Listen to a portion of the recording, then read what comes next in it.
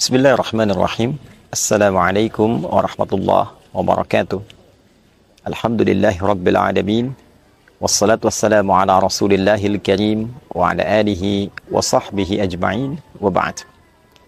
Saudara-saudariku, as-saimin was-saimat, khususnya yang tengah menunaikan ibadah siam Ramadan dimanapun berada, alhamdulillah kita sangat bersyukur pada Allah Subhanahu wa ta'ala yang telah memberikan kesempatan yang begitu istimewa bagi kita untuk menjalani kehidupan sampai dengan detik yang mengantarkan pada penghujung Ramadan 1445 Hijrah ini. Semoga Allah berkenan menerima seluruh rangkaian ibadah kita, khususnya taubat kita, sholat kita, puasa kita, qiyam kita, dan doa-doa terbaik kita, insya Allah. Teman-teman, ada yang menarik di dalam syariat Islam, bahwa seluruh tatanan ibadah, seluruh konsep beragama, bersyariat yang disampaikan kepada kita melalui Rasulullah SAW, keseluruhannya telah terpaku dengan baik, terpaketkan dengan sempurna, bahkan ditegaskan oleh Allah Subhanahu wa ta'ala dalam Al-Quran dengan kesempurnaan yang tidak memerlukan perlengkapan lagi. Al-yauma akmaltu lakum dinukum. Demikian Allah menegaskan dalam Al-Quran, pada detik ini telah aku sempurnakan untukmu semua terkait dengan pedoman berkehidupan yang ditunjukkan oleh agamamu. Untuk itu di dalam Islam kita mendapatkan pedoman dengan pakem yang jelas, baik itu terkait dengan ibadah ritual, sholat, dari mulai waktunya, bahkan cara menunaikannya, tidak ada satupun yang berbeda dari sejak itu disyariatkan sampai detik ini, sampai kapanpun kita kembali kepada Allah Subhanahu wa ta'ala. Cara kita membaca, bertilawah Al-Quran, tidak ada satupun yang berbeda dengan seluruh riwayat dan cara membacanya diajarkan oleh Nabi SAW. Kapan kita membaca dengan imalah, ada kemiringan seperti misalnya Bismillahi majreha, atau dengan riwayat tertentu yang menggunakan imalah. Kapan kita membaca panjang, kapan kita membaca pendek, kapan kita bisa berhenti, semuanya diajarkan dengan jelas sehingga kita mendapati pakem yang selaras dan sempurna dari mulai timur ke barat, dari mulai tatanan benua dari manapun, Asia, Afrika, Eropa, Amerika, dan yang lainnya, semua memiliki satu kesamaan, keseragaman dalam interaksi dengan Al-Quran. Menariknya, penjagaan terhadap seluruh tata cara beribadah itu, baik itu yang ritual sifatnya, ataupun yang memiliki dampak-dampak sosial, seperti zakat, kapan dikeluarkan, kepada siapa dikeluarkan, berapa batasan yang harus dikeluarkan. Semua memiliki ketentuan-ketentuan yang pasti dengan pakem yang sangat sempurna. Yang dengan itu kemudian Islam terjaga. Ibadahnya begitu orisinil. Bahkan giat kita pun dari mulai bangun tidur sampai dengan tidur kembali memiliki aturan-aturan yang sangat jelas. Ada ruang-ruang untuk kita berkreasi, berekspresi dalam urusan dunia. Tapi panduan-panduan yang mengatur itu dan menjadikan itu menjadi ibadah terukur dengan sempurna. Teriwayatkan dari mulai penyampai aslinya, penjelas bahkan pencontohnya, yaitu Rasulullah SAW, sampai kini setelah 15 abad, sampai kapanpun, bahkan sampai saat kita kembali kepada Allah Subhanahu wa ta'ala.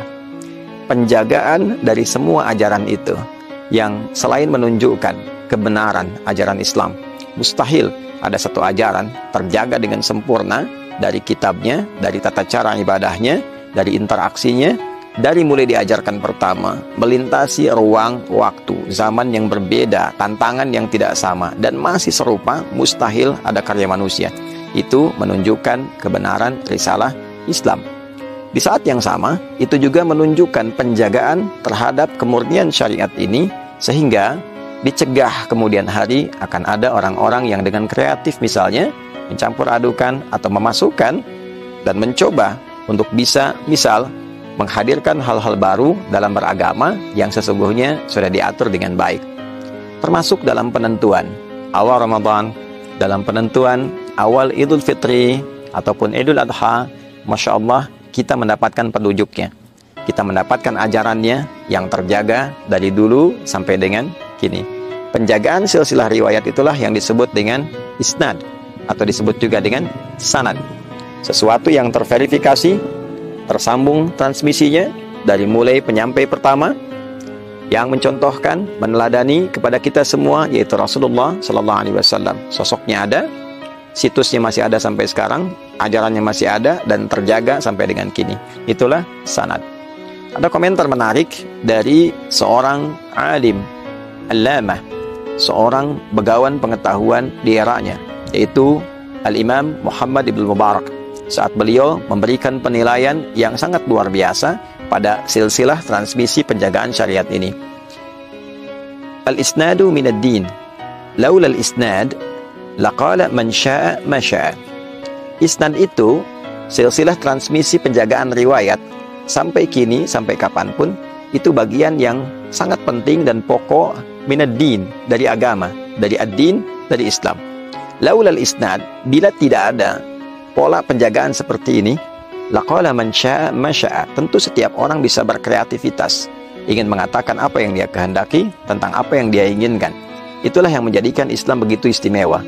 Tidak ada orang kreatif menunaikan sholat subuh dari 2 menjadi 3 misalnya, atau dikurangi 1, atau dari takbir langsung sujud, bangkit lagi langsung ruku. Tidak ada. Semua teratur, semua terukur. Itulah sanad. Pun demikian ketika kita akan memasuki bulan suci Ramadan, ada aturannya. Diberikan 2 tata cara. Yang ingin mudah, yang bisa menjangkau di titik-titik yang bisa dilakukan, silahkan melihat, namanya ru'yat. Kapan hilal muncul? Di akhir bulan, begitu tenggelam kemudian matahari, dilihat. Jika terlihat hilal di akhir bulan setiap tanggal 29 dari bulan-bulan Hijriah, muncul hilalnya, maka bisa dipastikan keesokan harinya adalah hari baru di bulan yang baru. Bila tidak tampak, genapkan. Bilangan bulan itu menjadi 30, lusanya adalah hari baru, bulan baru. Jika punya kemampuan, Anda bisa menghitung, diukur, dilihat, dicek sampelnya, dan menjadi penanggalan-penanggalan yang terukur. Itulah yang disebut dengan hisab. Dulu orang sholat juga meru'yat, ru'yat bayangan matahari, tanam tongkat, lihat ukuran seperti ini, tibalah waktu zuhur. Yang demikian, ini asar. Yang begini, maghrib sampai dengan selesai. Sekarang, kita alihkan itu kepada hitungan-hitungan yang terukur dengan presisi tinggi. Maka lahirlah ilmu hisab. Sekarang orang tanya, jam berapa sholatnya? Sekarang orang tanya, kapan sholatnya?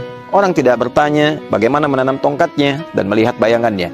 Intinya, bisa dilakukan dengan ru'yat, bisa dilakukan dengan hisab.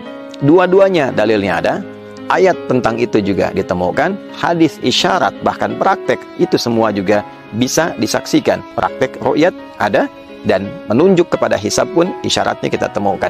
Dua-duanya bisa dilakukan, dan keduanya menjaga kita konsisten dalam turunan syariat. Jadi menutup peluang untuk kreativitas, menutup peluang untuk inovasi di luar titik itu. Inovasinya sudah ada. Inovasi pengembangan teknologi untuk membantu kepada ru'yat. Kita dapat teropong yang mengakses dan melihat sehingga presisinya bisa tinggi. Inovasi pengembangan untuk hitungan secara digital. Kita temukan hitungan-hitungan digital dengan cepat. Sekarang kita punya pola hitung yang sekali kita klik menunjukkan angka yang presisi. Itu di dunia hisab. Jadi inovasi itu hanya untuk menjadi instrumen dalam menguatkan perangkat-perangkat hukum yang sudah ada.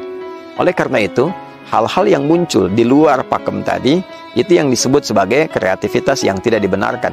Atau dalam bahasa agama disebut dengan bid'ah, yang dimunculkan hanya kehendak semata, yang dimunculkan karena keinginan semata di luar pakem yang sudah ditetapkan.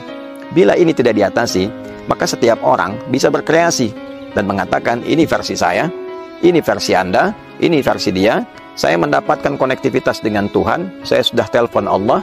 Nanti besok-besok ada yang mengatakan saya sudah WA dengan Allah. Besok-besok ada yang mengatakan saya chat dengan malaikat. Ini jadi problem. Karena itulah kemudian penting ada batasan, penting ada aturan untuk menunjukkan satu bagian dari kebenaran. Bukan perkara kita tidak perlu mencela. Kita dijamin oleh undang-undang. Betul, pasal 29 ayat 2, negara menjamin kemerdekaan tiap-tiap penduduk untuk memeluk agamanya masing-masing dan beribadah menurut agama dan kepercayaannya itu. Namun, dalam konteks beribadah, dalam konteks menghadirkan kepercayaan, tentu aturan negara juga presisi, spesifik. Untuk itulah ada Kementerian Agama yang mengatur, melihat, mendapatkan pola apa yang disebut dengan agama. Jangan sampai kemudian saya mengaku Islam, tapi nilai-nilai keislaman tidak dipraktikkan. Beda ketika ada agama baru dengan pola yang baru, tidak menggunakan nama yang serupa dengan yang lain, tentu itu keyakinan yang berbeda. Tapi ketika ada yang mengatakan, misal, saya adalah seorang muslim, tapi nabinya bukan Nabi Muhammad, ini problem. Saya seorang muslim, tapi cara ibadahnya bukan seperti pakem yang diajarkan dalam Islam, ini problem. Karena itulah, penting bagi kita untuk belajar kembali, kemudian penting bagi kita untuk mendapatkan rujukan-rujukan yang valid, yang dengan itu kita bukan hanya nyaman dalam beribadah, tapi juga benar. Sekali lagi, bukan perkara jangan saling mencela, jangan saling menyoal, jangan saling menyalahkan. Tidak ada yang perlu saling menyalahkan kalau tidak ada salah. Yang penting adalah saling kita mendalami, saling belajar. Kalau kaidahnya hanya diambil demikian, semua orang berkreativitas, lantas mengatakan kita dijamin oleh undang-undang, kita tidak boleh saling menyalahkan. Tentu semua orang nanti akan berkreasi, dan disitulah kemudian akan tiba kekacauan-kekacauan dalam beragama. Untuk itu, kita saling mendoakan, sekaligus saling mengedukasi, dan dengan itu pula pentingnya di sini muncul peran dari Kementerian Agama, peran dari Majelis Ulama Indonesia, peran dari ormas-ormas untuk saling duduk bersama, saling menghimpun, bersilaturahim. Boleh jadi kejadian-kejadian yang muncul di sekitaran kita diizinkan oleh Allah untuk menyentuh hati kita, supaya kembali untuk mendalami agama, kembali mencerahkan umat, kembali menyatukan. Tidak sibuk pada hal-hal yang tidak terkait langsung dengan nilai-nilai keagamaan. Semoga Allah melindungi kita, semoga Allah memaafkan kita, semoga Allah menghimpun kita dalam kebaikan, menyelamatkan kita dalam beribadah sampai pulang kembali kepada Allah dalam kemuliaan, dan lebih penting daripada itu, semoga Allah senantiasa menyatukan kita dalam kasih sayang, saling memaafkan dalam kebaikan, dan bangga pulang sebagai hamba Allah dan umat Rasulullah Nabi Muhammad SAW. Rabbana atina fid dunya hasanah wa fil akhirati hasanah wa qina adzaban nar. Allahumma hdina siratal mustaqim, siratal ladzina an'amta 'alaihim ghairil maghdubi 'alaihim waladdallin. Wa akhiru da'wana alhamdulillahi rabbil alamin. Wassalamu alaikum warahmatullahi wabarakatuh.